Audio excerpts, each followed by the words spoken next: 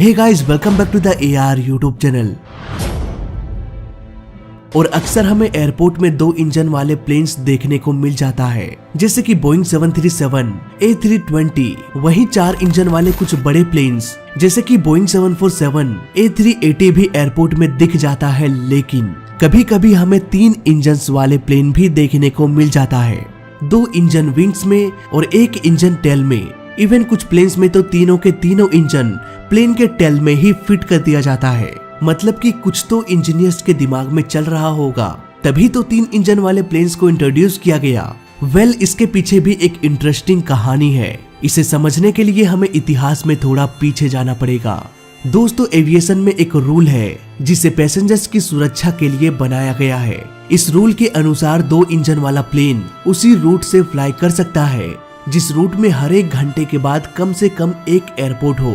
मतलब कि 2 इंजन वाले प्लेन को अगर किसी ऐसे समुद्री एरिया से होकर उड़ान भरना है जहां रास्ते में 2 घंटों तक एयरपोर्ट ना मिले, तो ऐसे केस में EDTO का रूल उसे उस रूट से उड़ान भरने की इजाजत नहीं देगा। क्योंकि अगर रास्ते में कुछ इमरजेंसी हो जाए, इंजन फेल हो जाए, तो प्लेन को जल्द से जल्द एयरपोर्ट में पहुंचना पड़ेगा। ऐसे में अगर 1 घंटे के इंटरवल में कोई भी एयरपोर्ट ना हो तो मुश्किलें काफी बढ़ सकती है। पर ऐसा भी नहीं है कि 1 घंटे के इंटरवल में अगर कोई भी एयरपोर्ट ना हो तो वो प्लेन उड़ान ही नहीं भर पाए। अगर उसे 1 घंटे से ज्यादा उड़ान भरना है तो स्पेशल परमिशन लेना पड़ेगा, जिसमें EDTO के हर एक प्रॉब्लम को सॉल्व करना पड़ता है। तो सपोज एक प्लेन ऐसे रूट में फ्लाई करता है जहां 2 घंटे बाद एक एयरपोर्ट है। अब यहाँ पर EDTO कहेगा कि भाई देखो, आप यहाँ से होकर फ्लाई नहीं कर सकते। अगर प्लेन के अंदर आग लग जाए तब क्या करोगे? बीच में तो कोई एयरपोर्ट है ही नहीं। यहाँ पर अब एयरलाइन कंपनी कहेगी कि कोई बात नहीं सर जी, हम अपने साथ आग बुझाने वाले इतने सारे सिलेंडर लेके जाएंगे कि 1 घंटे तक आराम से आग पर काबू पा लेंगे। अब EDTO फिर से कहेगा कि भाई देखो, ठीक है, आग पर काबू पा लिया, लेकिन प्रॉब्लम और भी है। हो सकता है प्लेन में डीकम्प्रेशन हो जाए, लोगों को सांस लेने में प्रॉब्लम होने लगेगी, तब क्या करोगे? आसपास तो कोई एयरपोर्ट है ही नहीं। अब यहाँ पर एयरलाइन कंपनी इसका भी जुगाड़ लगा लेगी और EDTO को जवाब देगी कि कोई बात नहीं सर, इमरजेंसी ऑक्सीजन मास्क में 15 से 20 मिनट का ऑक्सीजन होता है, इसे हम 1 घंटा और बढ़ा देंगे ताकि अगर प्लेन में डीकम्प्रेशन हो जाए तब भी 1 घंटे तक आराम से पैसेंजर सांस ले पाएंगे। अब EDTO फिर से कहेगा कि देख भाई, तुम मेरी बात मान ले, तुम उस रूट से फ्लाई नहीं कर सकते। मान लो अगर दोनों में से एक इंजन फेल हो जाए तब क्या करोगे? आसपास तो कोई एयरपोर्ट है ही नहीं। अब यहाँ पर भी एयरलाइन कंपनी EDTO को कहेगा कि सर, बहुते टेंशन लेते हो आप, हमारा इंजन बहुत पावरफुल है, अगर एक इंजन फेल भी हो जाता है तब भी ये बड़े आराम से उड़ सकता है, कोई टेंशन नहीं। इसी तरह से EDTO बहुत सारे प्रॉब्लम्स की बौछार करती है। अगर एयरलाइन कंपनी उन सारे प्रॉब्लम्स को सॉर्ट आउट कर देती है तो EDTO एयरलाइन कंपनी को परमिशन दे देगा उस रूट से फ्लाई करने के लिए। अब आते हैं सीधे पॉइंट पर कि प्लेन में 3 इंजन्स क्यों इंस्टॉल किया जाता है।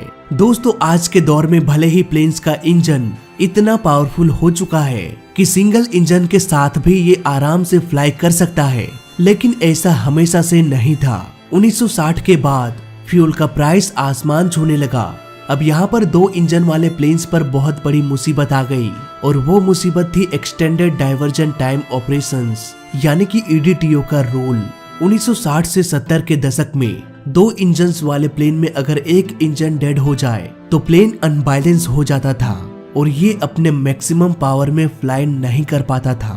EDTO के रूल के अनुसार 2 इंजन वाले प्लेन्स को ऐसे रूट में फ्लाई करना था जहां 1 घंटे के इंटरवल में एयरपोर्ट मिल जाए। लेकिन आज से 50-60 साल पहले इतने सारे एयरपोर्ट्स मौजूद नहीं थे कि आपको हर घंटे रास्ते में कोई ना कोई एयरपोर्ट मिलता रहे। और 50 साल पहले प्लेन का इंजन उतना पावरफुल भी नहीं था कि इंजन फेलियर के बाद एक इंजन से सही सलामत फ्लाई कर सके। इसीलिए EDTO के रूल ने 2 इंजन्स वाले सभी प्लेन्स को बैन कर दिया जो लॉन्ग डिस्टेंस के लिए उड़ान भरते थे। ऐसे में ये प्लेन सिर्फ शॉर्ट डिस्टेंस के लिए ही उड़ान भरने लगे। जब फ्यूल का प्राइस कम था तब उतना फर्क नहीं पड़ता था क्योंकि अगर लॉन्ग डिस्टेंस में फ्लाई करना हो जहां घंटों तक कोई भी एयरपोर्ट ना मिले, वैसे रूट्स में बोइंग 747 जैसे 4 इंजन वाले प्लेन्स को भेज दिया जाता था। एयरलाइन कंपनीज को उतना फर्क नहीं पड़ता था कि इतने बड़े प्लेन को भेज रहे हैं तो सीट फुल हुआ है या नहीं, क्योंकि उस वक्त फ्यूल का प्राइस बहुत कम था। यहाँ पर शॉर्ट डिस्टेंस वाले फ्लाइट के लिए 2 इंजन वाले प्लेन्स का इस्तेमाल किया जाता था। यहाँ पर 2 इंजन वाले प्लेन्स को EDTO के रूल से ज्यादा कुछ मतलब नहीं था, क्योंकि लॉन्ग डिस्टेंस वाले फ्लाइट्स के लिए तो बड़े प्लेन्स का यूज हो रहा था। लेकिन समस्या तब होने लगी जब फ्यूल का प्राइस अचानक से बढ़ गया। अब कंपनीज नुकसान में जाने लगी। लॉन्ग डिस्टेंस वाले फ्लाइट्स के लिए अगर बोइंग 747 जैसे बड़े प्लेन्स को भेज दिया जाए तो उनका सीट फुल होता ही नहीं था, और अगर कम पैसेंजर्स को लेकर उड़ान भरा जाए तो एयरलाइन कंपनी का नुकसान हो जाता। यहाँ पर कम पैसेंजर्स के लिए 2 इंजन वाले छोटे प्लेन को भेजना प्रॉफिटेबल होता, लेकिन यहाँ पर EDTO का रूल वापस से सामने आ जा रहा था कि आप उसी रास्ते पर फ्लाई कर सकते हैं जहाँ 1 घंटे के इंटरवल में कोई ना कोई एयरपोर्ट मिल जाए। उन दिनों मार्केट में कोई भी ऐसा छोटा कमर्शियल प्लेन मौजूद नहीं था जो EDTO के इस रूल को फुलफिल कर सके। एविएशन के फील्ड में भारी मुसीबत आ चुकी थी। अब यहाँ पर एक बीच का रास्ता निकाला गया, ना 2 इंजन वाला प्लेन और ना ही 4 इंजन वाला प्लेन। यहाँ पर 3 इंजन वाले प्लेन्स को इंट्रोड्यूस किया गया। जैसे ही प्लेन में 3 इंजन को फिट किया गया, EDTO का सारा रूल हट गया, क्योंकि वो 2 इंजन वाले प्लेन्स के लिए था, ना कि 3 इंजन वाले प्लेन्स के लिए। अब जैसे ही 3 इंजन वाले प्लेन्स मार्केट में आ गया, सारे एयरलाइन कंपनीज उसी की ओर भागने लगे। 2 इंजन वाले प्लेन्स को तो कोई खरीदता भी नहीं था। इस तरह से 1960 के दशक में 3 इंजन वाला प्लेन्स बहुत ही पॉपुलर हो गया, जबकि 2 इंजन वाले प्लेन्स का मार्केट डाउन हो गया। लेकिन समय बीता, साल गुजरे और इतिहास ने फिर से एक करवट लिया। धीरे धीरे प्लेन का इंजन एडवांस होने लगा था। जेट इंजन इतना पावरफुल होता गया, इतना रिलायबल होता गया कि इंजन फेलियर के बाद भी सिर्फ एक इंजन की मदद से ही प्लेन आसानी से उड़ने में सक्षम हो गए। यानी कि EDTO का रूल भी अब 2 इंजन वाले प्लेन्स को उड़ने से नहीं रोक सकता था।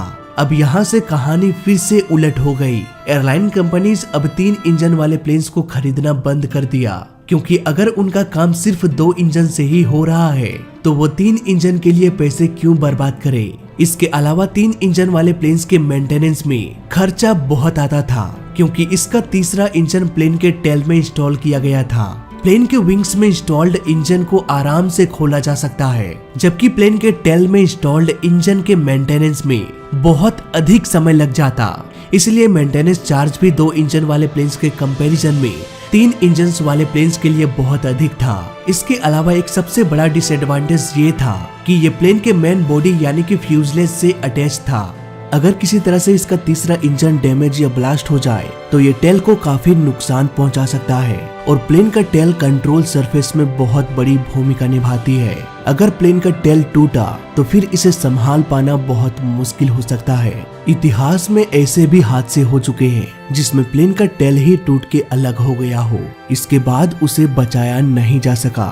पर यह समस्या 2 इंजन वाले प्लेन्स में नहीं था, क्योंकि इंजन का इंस्टॉलेशन फ्यूजलेज से काफी दूर विंग्स में होता है। यही वजह है कि 2 इंजन वाले प्लेन्स में इंजन फेलियर के बाद भी फ्यूजलेज को अधिक नुकसान नहीं पहुंचता। अब धीरे धीरे 3 इंजन वाले प्लेन्स का मार्केट डाउन होता गया, पर अब भी बहुत सारे ट्राई इंजन प्लेन्स हैं जो आज भी फ्लाई करते हैं। तो इस तरह से 3 इंजन वाले प्लेन्स ने एक टाइम पर काफी अच्छा मार्केट बना लिया था, लेकिन समय और टेक्नोलॉजी ने वापस से इन प्लेन्स को जमीन पर ला गिराया। तो फिलहाल इस वीडियो में अभी तक के लिए बस इतना ही। वीडियो अच्छा लगा तो लाइक कर देना, बुरा लगा तो डिसलाइक कर देना, और दोनों ही केस में चैनल को सब्सक्राइब कर देना, क्योंकि इस चैनल में सीखने के लिए बहुत कुछ है। तो मैं मिलता हूँ आपसे अगली वीडियो में, तब तक के लिए देखते रहिए और सीखते रहिए। जय हिंद, वंदे मातरम।